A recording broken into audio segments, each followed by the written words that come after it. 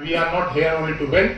We are not in a very highly competitive environment. We are more working in a collaborative environment where we ensure that yes, the cause wins, the basic principles win, and philosophy wins instead of somebody as individual losing or winning. Because if we are working only for the competition, competition has got a very strong character of somebody's winning, somebody lost. But in a learning environment, that's not the thing. We are basically working to create a better collaboration among ourselves so that we can serve the cause, which is the call given by World Ethics Day Celebration Committee or the organization which is responsible for spearheading this particular one. With these words, best of luck for everybody. Thank you so much, ma'am, and thank you, Vishal, for coming here. And we definitely will be richer when we leave this particular hall. Thank you so much. Thank you, sir. It is always inspiring to hear you. Ladies and gentlemen, now brace yourselves. As highlighting the theme of today's event, we have our guest of honor, respected Mr. Vishal Pinjani, who will be enlightening us on the topic Understanding LGBTQIA++ to help create inclusive and empowered society for all. But before I hand over the mic to sir, I request respected Dr. Amrutkaur Raizade, Principal, D.Y. Patil College of Physiotherapy, to introduce our guest of honor. Hello. Very good morning, dear students, faculty members, respected dignitaries, today's chief guest, guest of honor. I wish all of you a very happy World Bioethics Day, first of all. When we talk about Generation Z, or 21st century, you all must be thinking why there is a need of this theme called as non-discrimination and non-stigmatization. So I am here to introduce the person who is going to make you understand why this theme is put forth even in 21st century. So to talk about it, I'll talk briefly because his work is vast. I could understand in that few minutes of interaction we had. Mr. Vishal Pinjani, he, him, his, is LGBTQIA++ rights activist. He is Mr. Gay World India 2023. He is a motivational speaker and a life coach. He is an author, poet, and a publisher of various books. He is a diversity and inclusion consultant, personal time strategist, life coach, as well as bookseller. He is the founder of Abhiman, a community-based organization for human rights and well-being of lesbians, gays, bisexuals, transgenders, intersex and queer communities and sex workers. He is also two-time TEDx speaker.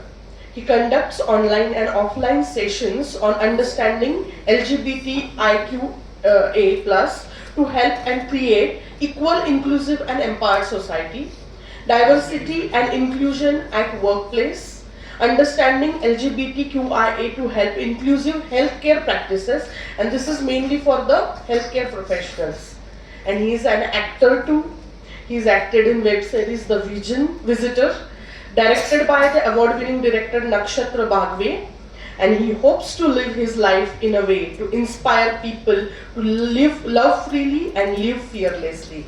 So with a great round of applause, let's welcome our today's guest of honor, multi-talented Mr. Vishal Pinjani. Before proceeding further, I request all the dignitaries to take their seats in the front row. Thank you for putting up that PPT, on time. Hi everyone.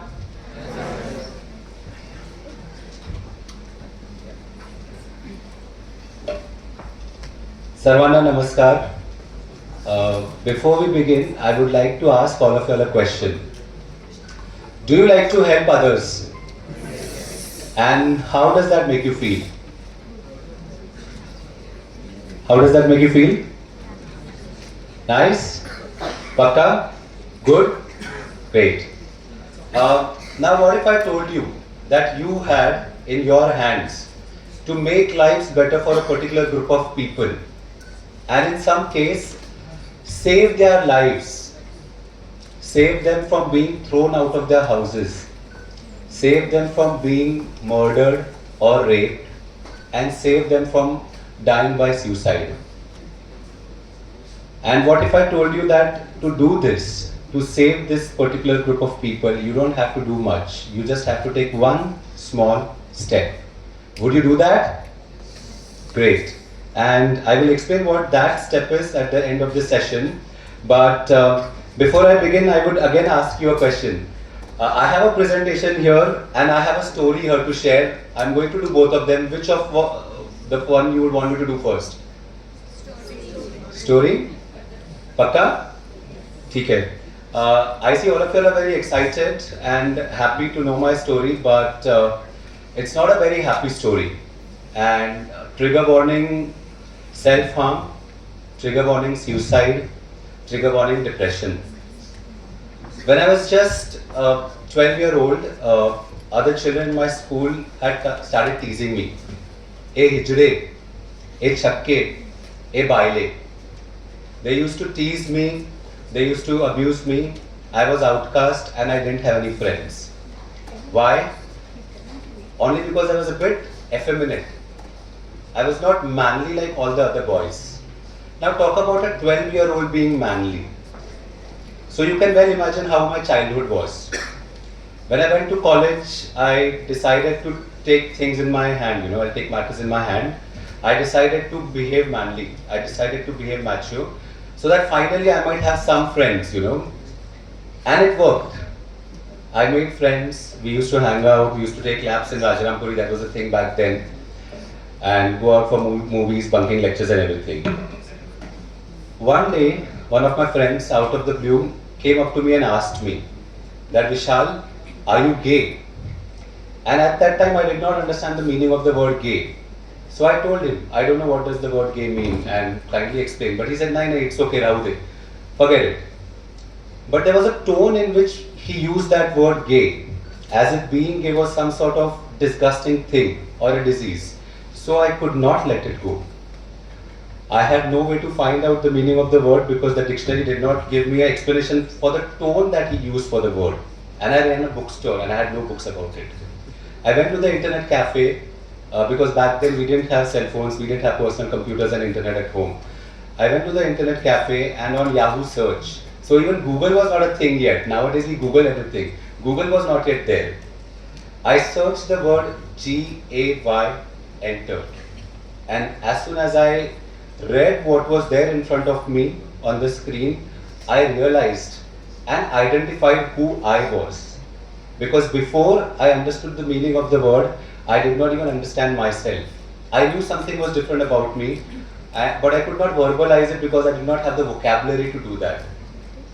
Again, I remember the tone in which that friend asked me the question whether I was gay. And I tried to research.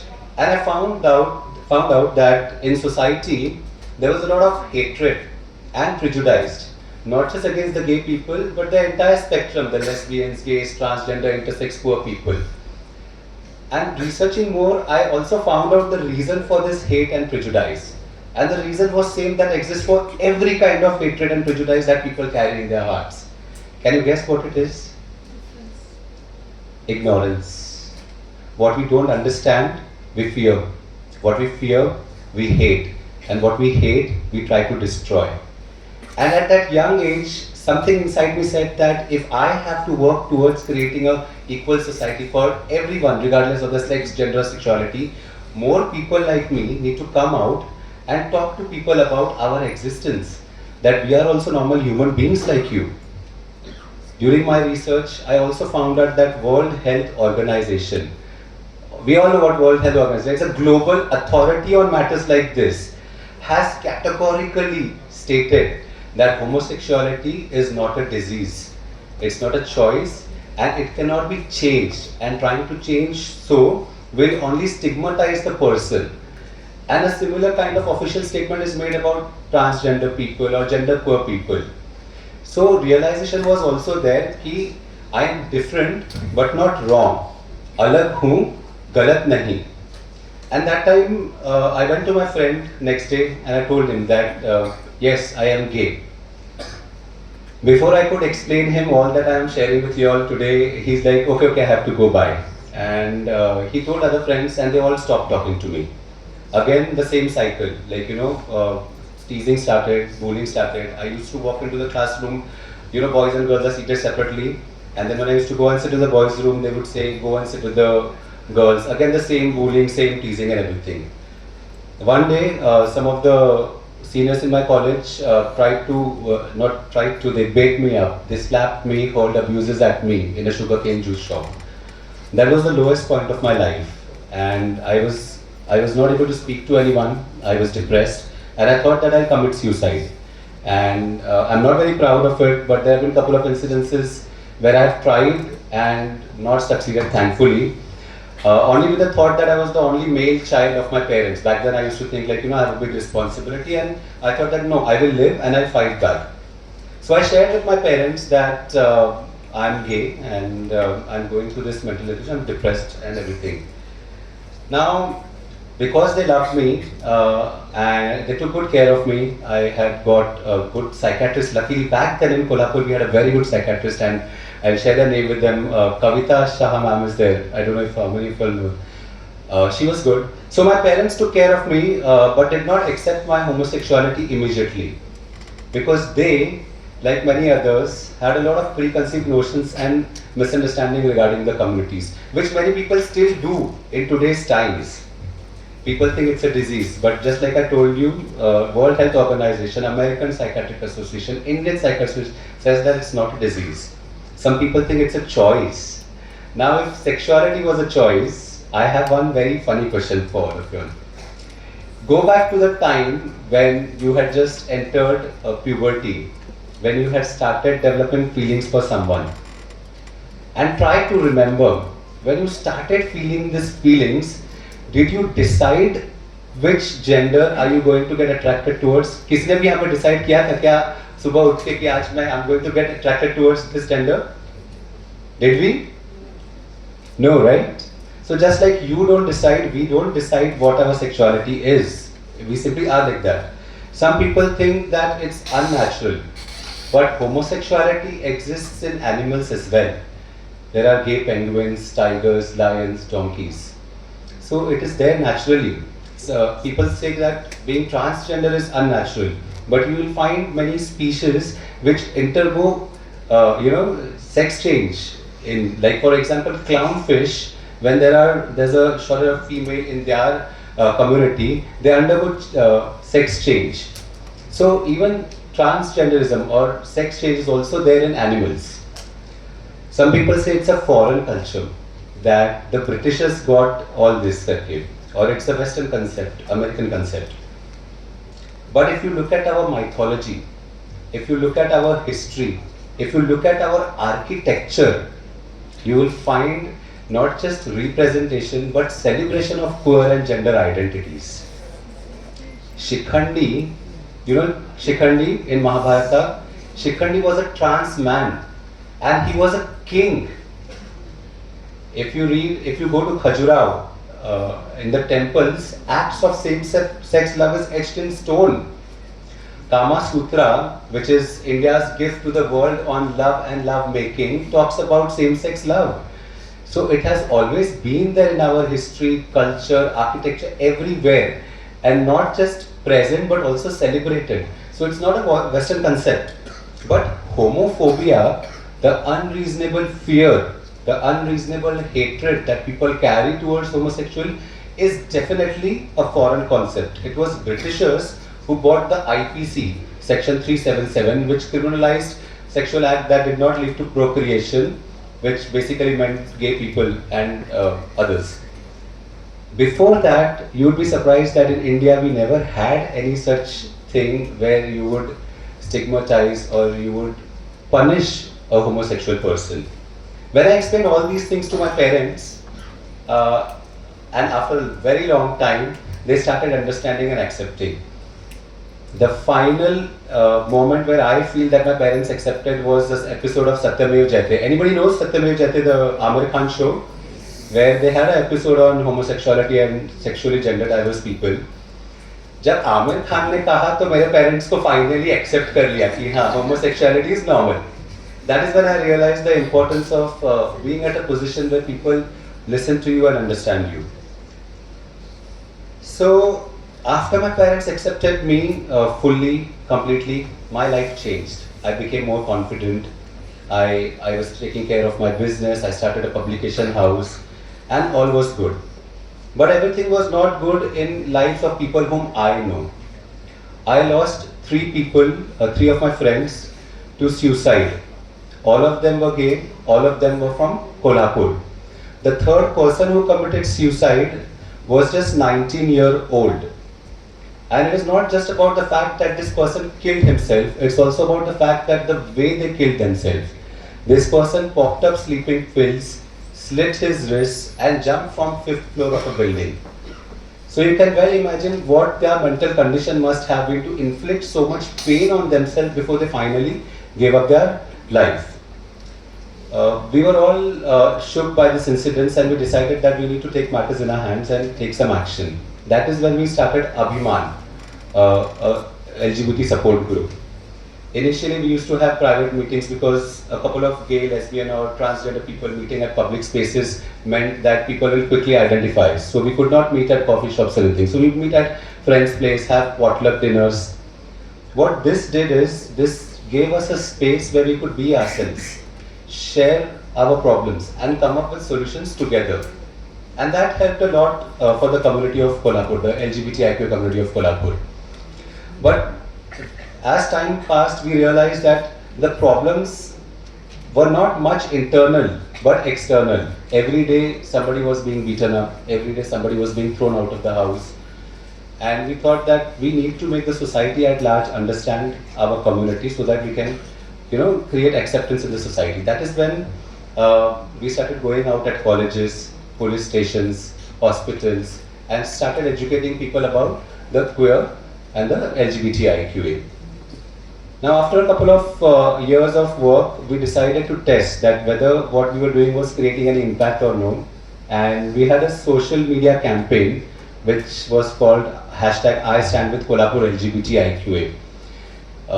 We were grateful to a couple of amazing people from Kolhapur, allies of Kolhapur, who came on board with us, and we had sent out a message that on 18th of May, which is International Day Against Homophobia, Transphobia and Biphobia, we were going to ask people to put up, their stories of acceptance, their views on how every person deserves to live with respect and dignity on this day with the #LGBTIQ in support of the community.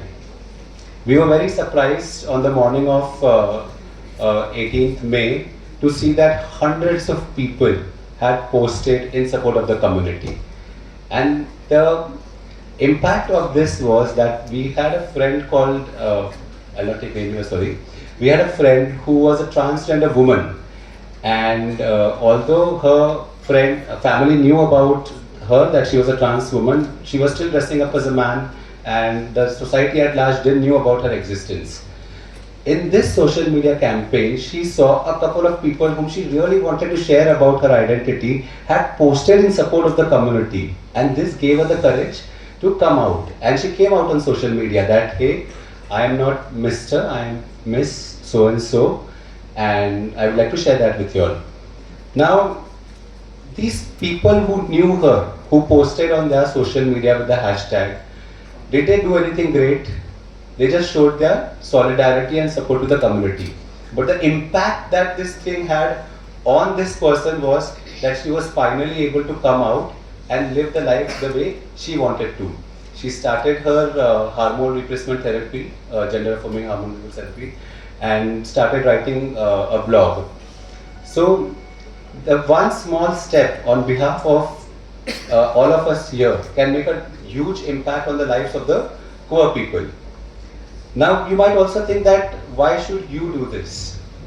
Sir was asking me sometime back, like, what is generally the population of poor people?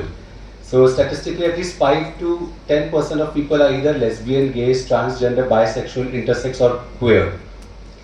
So you never know. This person must be someone you know. It might be your friend, it might be your sibling, it might be your student, it might be your teacher. In some cases, it might be your parent also. And who knows that you showing your solidarity and support vocally might help this person in your life circle to get the courage to come out to you and live their life, authentically. So this is what I'm here to ask all of y'all to ally with the community, to build solidarity with the community. And the first step to allying with any cause or community is to understand the community. I have a small presentation here in which I will explain you the basic terms and the problem faced by particular identities in the community.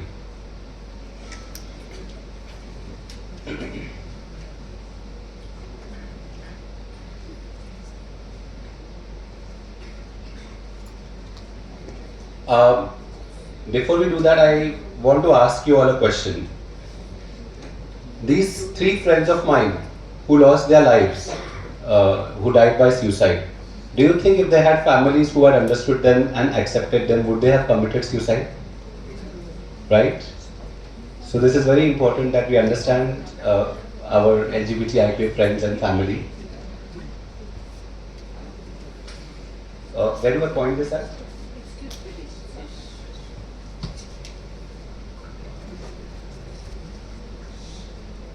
Okay, so very quickly, our presentation today is going to be about understanding what biological sex is, what gender identity is, what sexual orientation is, and other terms. To begin with, biological sex, now all of you are doctors here. Depending on your chromosome, gonads and everything, our biological sex is determined, male or female. Now, I want to ask a question that how many biological sexes are there? How many biological sexes are there? 2, 3. Okay. How many of us are saying 2? Okay, good. So it's good to be here that people know there are more than 2 biological sexes. Mostly we know that there is male and female, but there are some children who are born with sexual and reproductive organs and chromosome that you cannot typically fit them into male or female. These children are called intersex.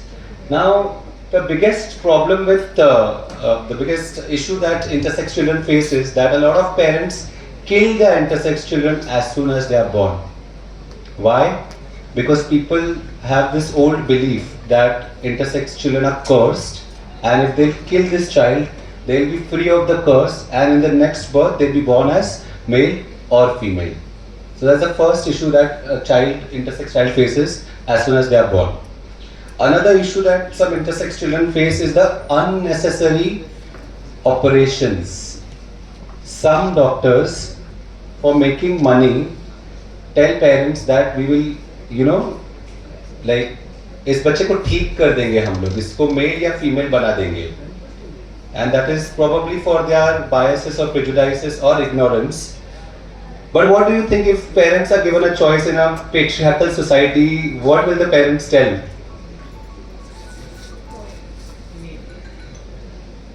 But we do not know what this person is growing up to identify as a man or a woman. We will come to the subject of gender identity. So unnecessary intersex surgeries on intersex children can cause their death, can cause they can make them handicapped, and you are also forcing a gender on them which you do not know whether they will identify with or not. So in India, the Tamil Nadu government has banned unnecessary intersex. A Madras High Court judgment also bans unnecessary surgeries on intersex children.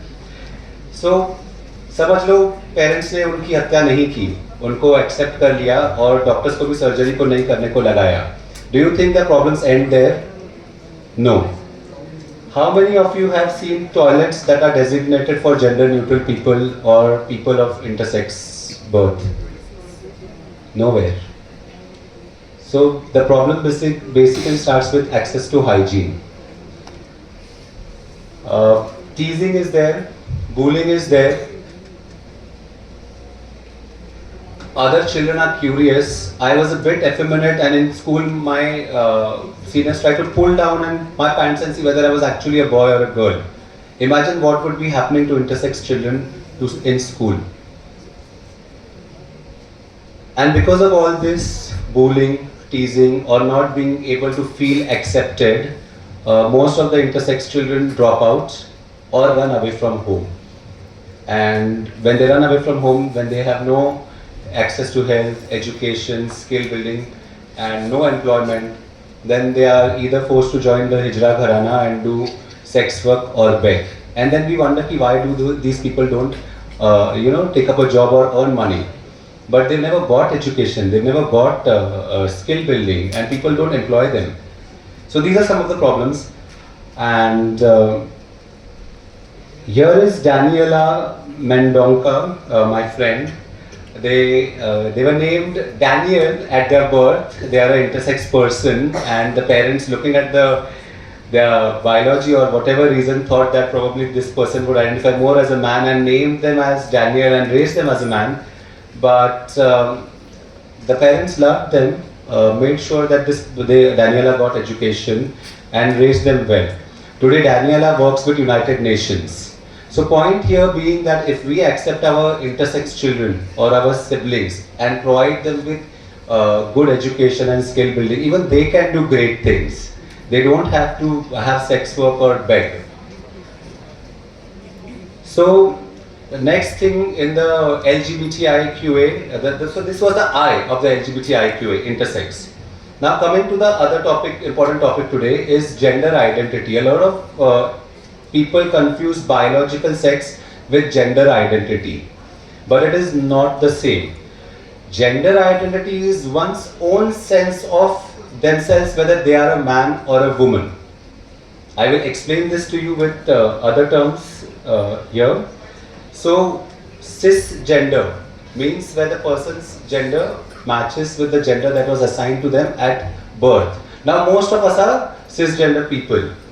A cisgender person would be, say, for example, somebody who's born biological male and identifies as a man. That person will be cisgender. If I have to explain it with a picture, you can see this person here. They are biologically female, and how they look at themselves is they look at themselves as woman. But there are some people whose gender identity or the sense of the self, whether I am man or a woman, does not match with their biological sex. These people are called transgender. And now what happens, this is a representation of transgender people. You see the person outside is how we see them. We look at their biological sex or their appearances, their short hair and clothes. But that's not how they see themselves. So this is transgender. Now what is the problem with what are the issues faced by transgender people? Imagine there is a couple whom a child is born and the child is biological male. This child is now 5-6 years old. And this person puts lipstick on. Who is the first person to give them a slap? Parents, right? So our first bullies, our first abusers are our parents. I remember growing up in a joint family. I did not have a single member of family who would have not told me कि तू बायले की तरह क्यों चलता है, तू थोड़ा लड़कों की तरह आदमी की तरह चल. Imagine what does that to young people. It does not do anything good. I have been through that, I can tell you. So most transgender people whom I know, families don't accept them. Families are trying to force them to fit into a particular gender. That is why they run away from home. Again, you don't have access to hygiene because toilets are not there, no education, no skill building. They either join Hijra Gharana, which is a beautiful cultural group by the way. A lot of people have a lot of misconceptions regarding that also. Or they do sex work or they beg. Other issues faced by the communities are like, because of the kind of work they are involved in, they are more at risk of physical violence, at sexual violence, and all kinds of violence. We are talking about anti-discrimination today and stigma. Society में discrimination तो है ही है, stigma है ही तो है, but in our country we are discriminated constitutionally also. I'll give you an example how. When you fill up a form and write male or female, do you have to bring any proofs? No, right? Do you have to open your pants and show who you are or what you have between your legs? sadly, transgender people have to get a certificate from psychologist, psychiatrist, district magistrate, and a lot of other formalities just to prove that they are transgender. Do you think that's fair? Do you think this is not discrimination? The NALSA judgment of 2014 gave the rights of self-identification, but for some reason the Transgender Rights and Protection Act in 2018 took away that and made it mandatory that for transgender people to have a transgender ID, they need to bring all these proofs. And this is not fair. Another way that the law discriminates against the transgender people is the punishment for rape. Do you know what is the punishment for rape on women or girls or females? It's minimum 7 years to life imprisonment to death after Nirbhaya now. Can you guess what is the punishment if you rape a transgender person? Maximum punishment is only 2 years. But rape is rape, whether it is on a woman or a transgender woman or man. So this is how constitutionally we are discriminated. The transgender people are discriminated.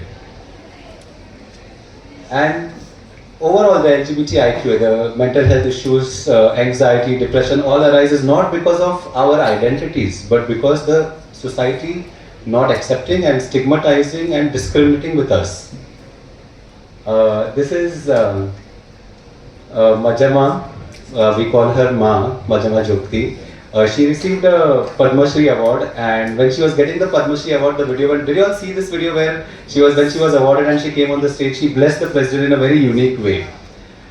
Point of showing these people here like Daniela or Ma is that given the right platform, given that we are also given education, not discriminated against, not stigmatized against, poor people, LGBTIQ, and anybody can do great things in life. Sexual orientation. Now, we know that depending on whom we are attracted towards, our sexual orientation is determined. If most people are attracted towards opposite sex, and that is called heterosexual. There are some people who are attracted towards the same sex or gender, it is called homosexual. Homosexual men are called gay, homosexual women are called lesbian. I will not go into the details of this. I am assuming this class, people here, all of you are aware of these things. People who are attracted towards both the genders or more than one gender are called bisexual people. And then there are some who will have little or no attraction, are called asexuals. Now, what are some of the problems faced by queer people is that, like, when I was young, some queer people tend to be, like, gay men will be a little effeminate, some of them, not all of us. Or lesbian women will be a little masculine and everything. So there's teasing, bullying, and when we come out to our parents, teachers, parents take us to psychiatrists or doctors, and some of them try to cure us, you know, and then they perform conversion therapies, which is again another trauma for all queer people. Then we are outcast. Like I told you that I didn't have any friends when I was young. Mental health issues are there, and LGBTIQ people are more, you know, at risk of physical and sexual violence.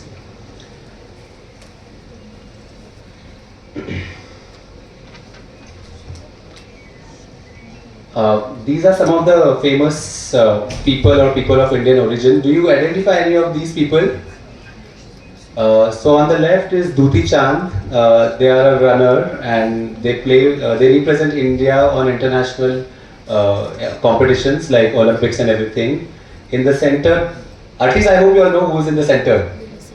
That's Lily Singh. They're a famous talk show host and a celebrity, Hollywood celebrity. And on the right is Prince Manvendra Singh Gohil, Rajpipla ke Rajkumar hai, who's India's first openly gay person. Again, the point being that even poor people, if they are given equal access to education, health and skill building, we can also do great things. Now, the most important takeaway, especially if you are people from medical background or otherwise also, is that to understand that although the three things, the gender identity, biological sex and sexual orientation might look that they are, similar or they are very different. A person who's born biological male may or may not identify as a man, and may or may not be attracted towards women. So it does not, they might look that they are interrelated, but they are not related. Now coming to the health disparities, like accessing medical health care. Most of the poor people, first of all, are scared to even tell their doctors or healthcare providers that they are lesbian, gay, transgender. And it makes a lot of difference in what kind of treatment you go if you don't give that kind of your history, the sexual history or everything. So most of us are scared to access healthcare. Most of us are not treated equally. Like if there's a transgender people, they go to the hospital and all, starting from the peon or the compounder or the receptionist. Nobody treats transgender people properly there in the hospitals, in most hospitals. And a lot of time doctors don't even know that what intersex people are, or what transgender is, or what lesbian is. So this kind of history is important, that doctors know that.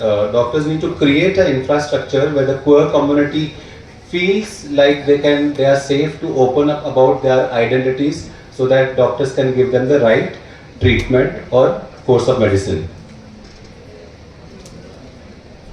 So most of us avoid taking treatment because we are scared that we might be discriminated at the places of healthcare. So because of whatever reasons that we shared earlier, LGBTI people are more at risk of mental health issues. I already told you that. Gay and bisexual men are more likely to get HIV. Now, this has nothing to do with promiscuity, I tell you. This is only about acceptance. Just because gay relationships are not accepted and celebrated, like, marriage is there between a man and a woman, but we don't celebrate the gay relationships. We don't even accept them, and most of them have to hide it. So long-term relationships are not possible. So people just end up having sexual interactions rather than relationships. Lesbian and bisexual women have higher rates of breast cancer, and transgender women have higher risk. Now, I think you might know that if you don't give birth to child, as a female, the risk of breast cancer increases. Am I correct, right? Doctors, if you can tell me that.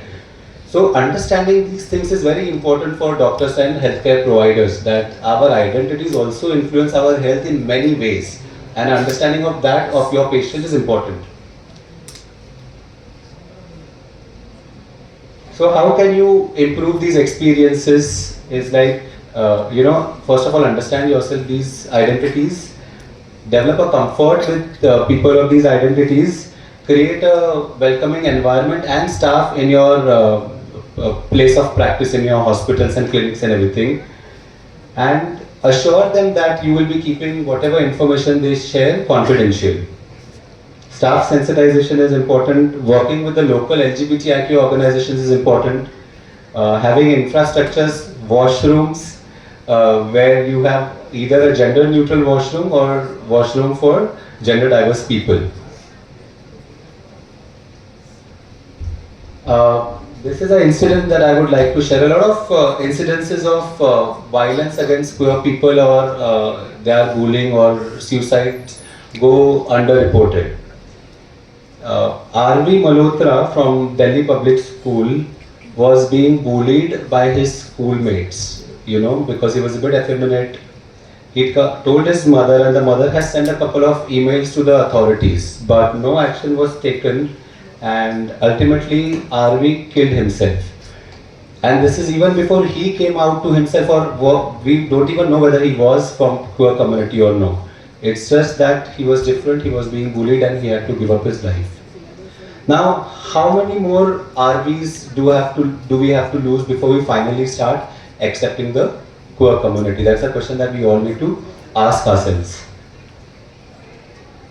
So, The small step that I spoke about to you all at the beginning to help save lives of the queer community is to understand them and ally with the community. So first step of allying is to unlearn. Remove any preconceived notions you have or prejudices you have against the community. And what I'm going to say now is not just applicable to the LGBTIQA community, but to any group of people whom you are judging right now. Any group of people who are a victim of discrimination or stigmatization. You would be surprised what it would do to the hatred that you carry for a particular group of people once you know at least 10 people from that group of community, like that community. अगर आप किसी के जज कर रहे हो, किसी के खिलाफ आप डिस्क्रिमिनेट कर रहे हो या किसी को स्टिग्मा है तुम्हारे अंदर, that is probably because you've not met those people. And like Sir said at the beginning, that there are some things that nature has made us, which is not in our hands. Never judge people for those things. If somebody is tall, fat, short, black, you cannot judge them for how nature has made them. So unlearn, remove any preconceived notions or misconceptions you have regarding that community. And how do you do that? Educate yourself. Knowledge is available at the tip of your finger. You know, कुछ भी अगर आपको सवाल है कि is this wrong, is this group of people evil, bad, diseased, you can get information on Google. So educate yourself about different identities. Come out. Now, come out is a term that usually people from the queer community use when they tell about their identities to their families or friends. But coming out is not just for the queer community. Coming out is also important for each one of you here to tell the world that I believe in equality. I believe that every person deserves dignity and self-respect irrespective of their sex, gender or sexuality.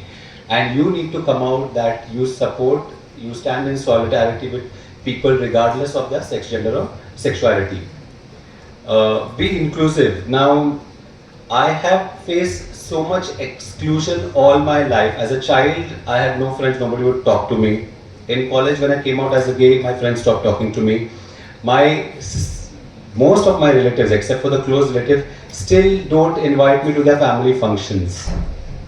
Why? Because if they are, probably because if they are young children, see and ask them कि ये uncle ने शादी क्यों नहीं की, तो उनको जवाब देना पड़ेगा कि ये अंकल gay है. They don't want to have that conversation. So, but is it that difficult? If a small child can understand कि पापा मम्मी को प्यार था, उन्होंने शादी की, तो they can also understand कि अंकल और अंकल में प्यार था और आंटी में प्यार था. So, point being, be inclusive. If you have LGBTIQA friends, accept them, include them in your group, take them home to meet your parents. And if you are in a position to employ openly LGBTIQA people, challenge homophobia. Now, every day queer people are facing discrimination, stigmatization, bullying, violence. If you see that around you, in your place of work, in your college, in your home, if there is a queer person who is being discriminated against or who is facing violence, stand with them. Help them report these incidences to the authorities. I understand a lot of you are here from college and some of you might be facing this. So stand with your queer people and help them report these incidences. And challenging homophobia or standing up can be in very small ways. Like if somebody is cracking a joke about gay people or transgender people, you can tell them, listen here, you are making a joke about these people, but do you know that these jokes are the reason why these people are being killed, murdered, raped or dying by suicide? We are 4 of us, 5 of us here and joking about this. One of us could be gay, who's trying to come out, and this joke would push that person back into the closet. So challenge homophobia in whatever way you can, in conversations and in action.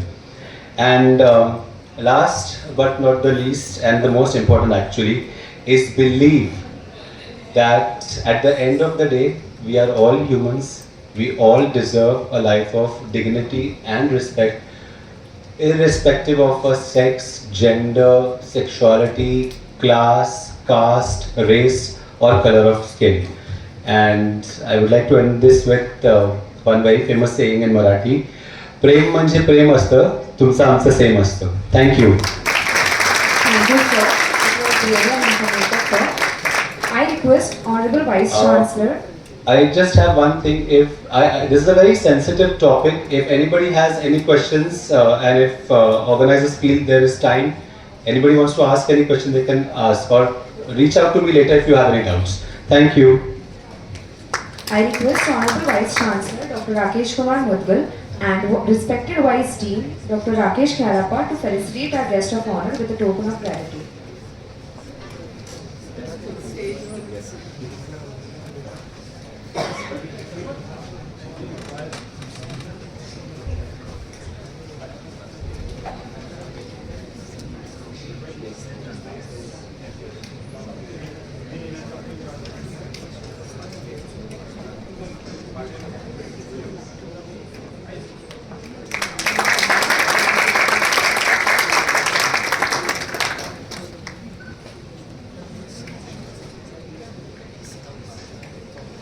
Thank you, sir.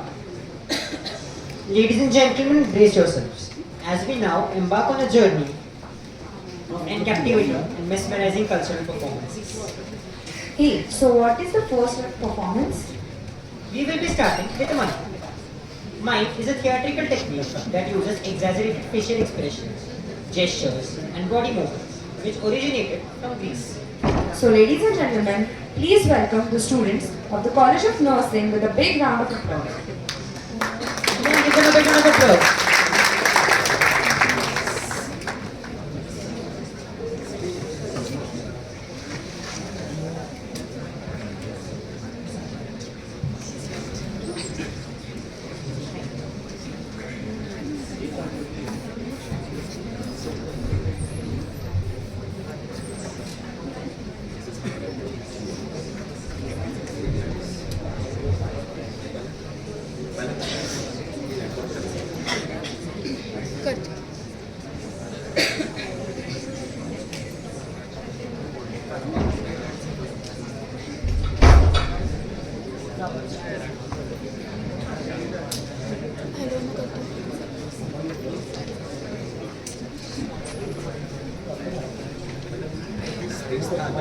हाँ है